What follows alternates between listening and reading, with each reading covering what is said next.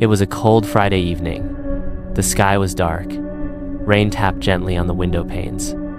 Sarah, a 20-year-old college girl, sat alone in her house. Her parents had gone out of town for the weekend. She didn't mind being alone. In fact, she liked it. The silence, the peace, the freedom to do whatever she wanted. She made herself a cup of coffee and curled up on the couch with a blanket. The lights were dim. A horror movie was playing on the TV. Halfway through the movie, she heard a strange noise. Knock, knock. Her heart skipped a beat.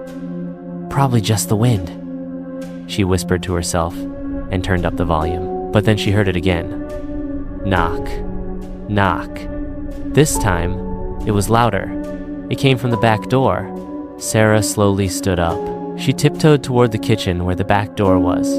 Her hands were shaking slightly. She reached the door and peeked through the curtain. No one was there, just the backyard, dark and empty. She laughed nervously. Calm down, Sarah.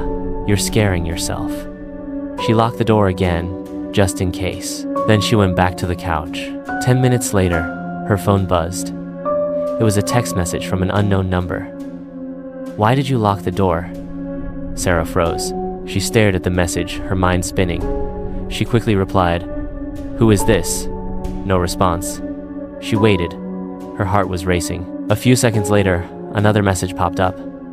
I saw you. She dropped the phone. Her hands were trembling now. This had to be a joke. Maybe one of her friends was messing with her. She picked up the phone and called her best friend, Jenna. Hey, Jenna answered. Are you texting me from a new number? Sarah asked quickly. No, why? Sarah told her about the messages. Jenna paused, then said, Sarah, this is not funny. Call the police. But I don't even know if it's real. Do it now, Jenna said firmly. Sarah hung up and dialed the local police. The officer on the line told her to stay calm and that a unit would be sent to check on her. While she waited, Sarah made sure all the doors and windows were locked. She turned on every light in the house. The cozy silence she had enjoyed earlier now felt suffocating. She kept checking her phone. No new messages. Finally, she heard the sound of a car outside. She rushed to the window. It was a police car.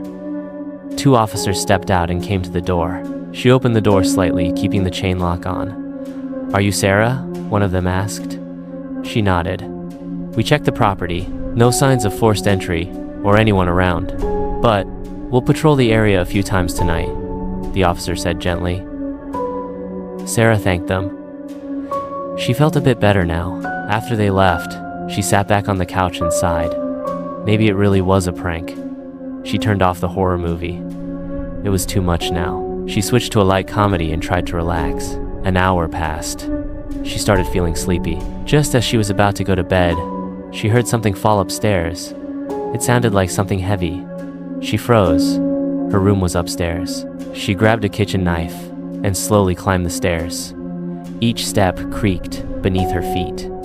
Her breathing grew shallow. She reached the top and turned toward her room. The door was open. She clearly remembered closing it earlier. She slowly pushed it open and stepped inside.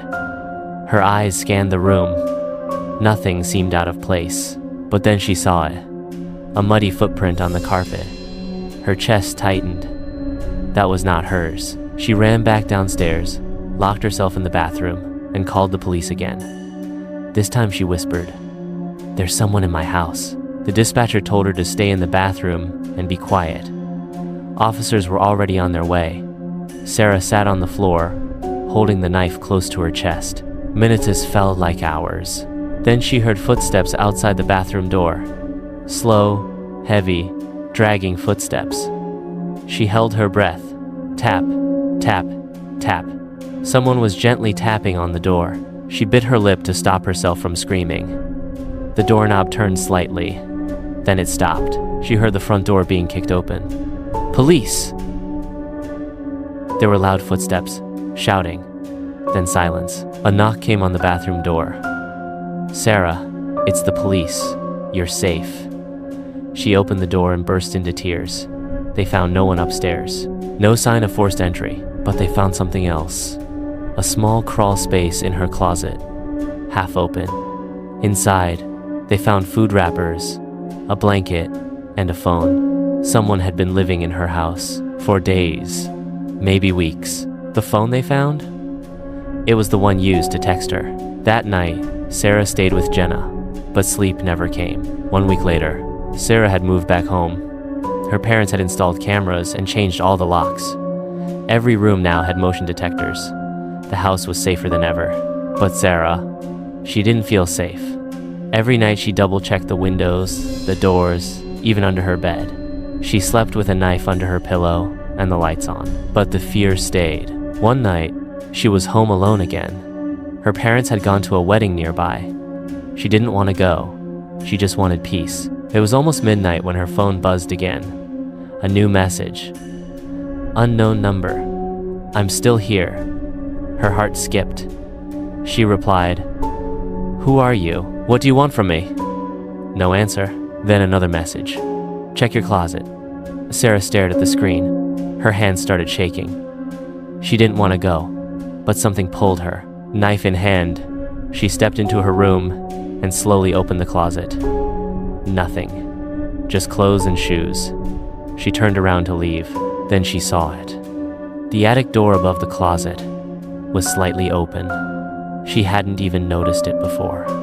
Her heart pounded. She ran to get a chair and slowly climbed up. She pushed the attic door open and peeked in with a flashlight. The beam caught something. A mattress, blankets, more food wrappers, and photos. Photos of her, sleeping, cooking, showering. Someone had been watching her the whole time. Then she noticed something else. The photos were fresh, dated just 2 days ago. That meant they were still here. She turned around to jump down, but it was too late. A hand grabbed her ankle from inside the attic and pulled her in. She screamed, dropping her flashlight. Darkness swallowed her. The attic door slammed shut. The next morning, the sun rose like any other day. Her parents came home. The house was quiet. They called out for Sarah. No answer. They searched every room, the kitchen, the bathroom, her bedroom. Then they saw it. The attic door was hanging open. Inside, they found the flashlight, the knife, but no Sarah. Just a final photo, pinned to the attic wall. It showed Sarah's mouth open in terror, eyes wide as a tall shadow stood behind her. At the bottom of the photo, in messy handwriting, were 5 chilling words. "You should have never looked up.